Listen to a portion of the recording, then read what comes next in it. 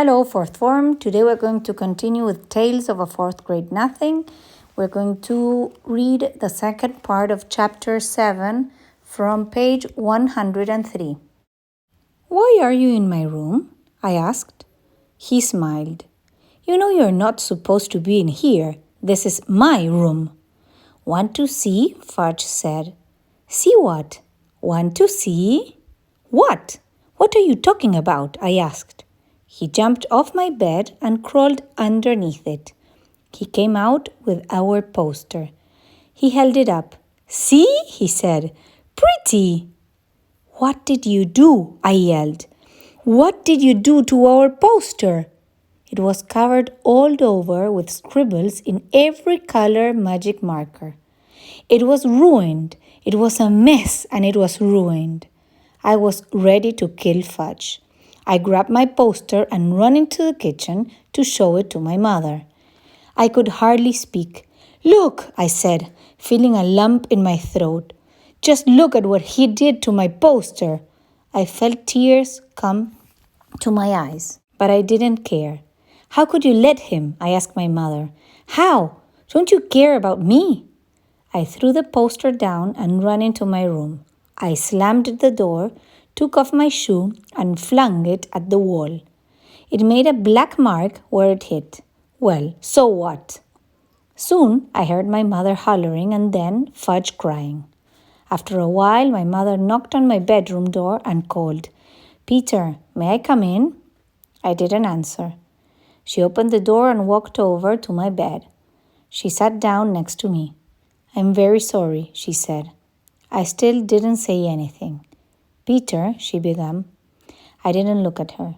She touched my arm. Peter, please, listen. Don't you see, Mum? I can't even do my homework without him messing it up. It just isn't fair.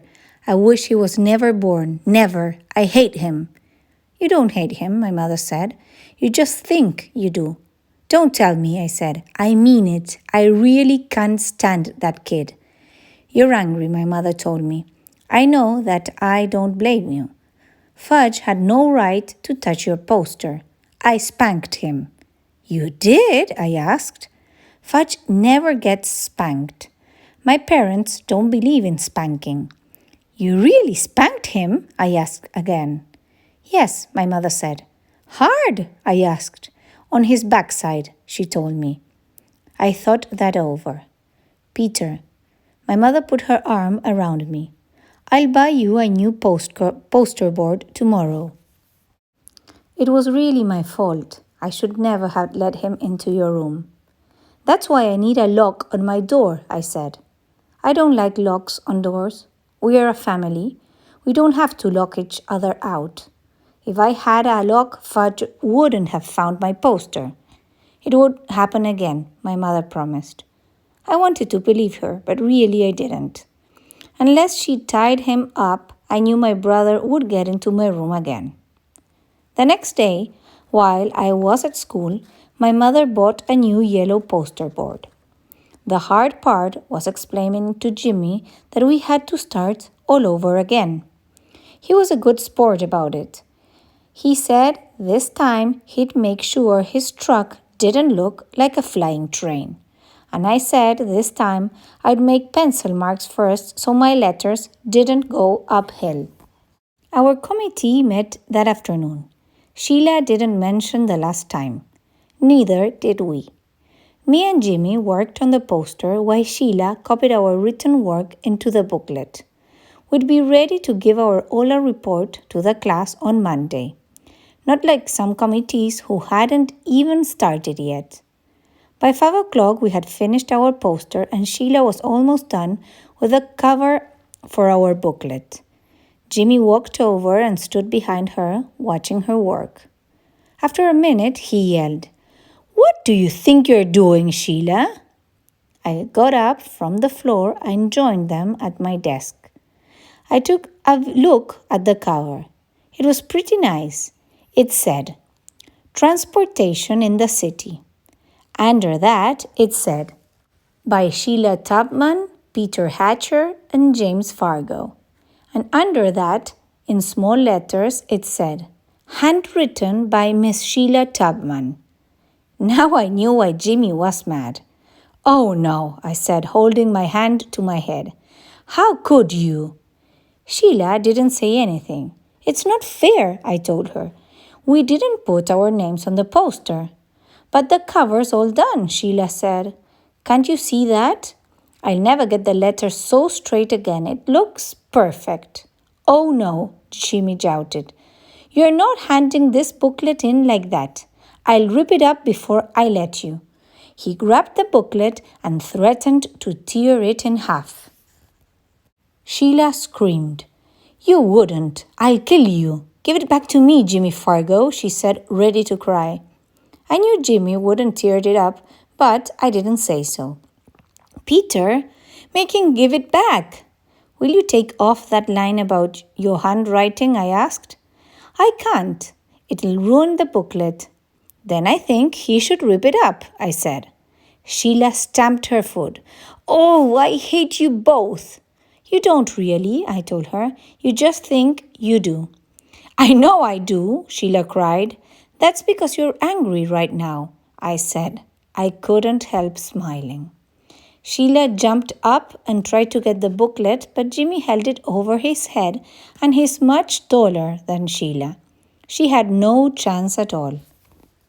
Finally, she sat down and whispered, "I give up. You win. I'll take my name off." "You promise?" Jimmy asked. "I promise," Sheila said. Jimmy set the booklet down on my desk in front of Sheila. "Okay," he said. "Start." "I'm not going to make a whole new cover," Sheila said. "What I'll do is turn this bottom line into a decoration." She picked up a magic marker and made little flowers out of the words. Soon, handwritten by Miss Sheila Tubman, turned into 16 small flowers. "There," Sheila said, "it's done." "It looks pretty good," I told her. "It would have looked better without those flowers," Jimmy said. "But at least it's fair now." That night, I showed my mother and father our new poster. They thought it was great, especially our silver sparkle airplane. My mother put the poster on top of the refrigerator so it would be safe until the next day, when I would take it to school. Now I had nothing to worry about. Sheila had the booklet, the poster was safe, and our committee was finished before schedule. I went into my room to relax. Fudge was sitting on the floor near my bed. My shoebox of supplies was in front of him. His face was a mess of magic marker colors, and he was using my extra sharp scissors to snip away at his hair. And the hair he snipped was dropping into Dribble's bowl, which he had in front of him on the floor. "See," he said, "see Fudge. Fudge is a barber." That night I found out hair doesn't hurt my turtle. I picked off every strand from his shell. I cleaned out his bowl and washed off his rocks. He seemed happy. 2 things happened the next day. One was my mother had to take Fudge to the real barber to do something about his hair. He had plenty left at the back, but just about nothing in front and top. The barber said there wasn't much he could do until the hair grew back. Between his fangs and his hair, he was getting funnier looking every day. The second was my father came home with a chain latch for my bedroom door. I could reach it when I stood on tiptoe, but that brother of mine couldn't reach it at all, no matter what. Our committee was the first to give its report. Mrs. Haver said we did a super job. She liked our poster a lot. She thought the silver sparkle airplane was the best. The only thing she asked us was, how come we included a picture of a flying train?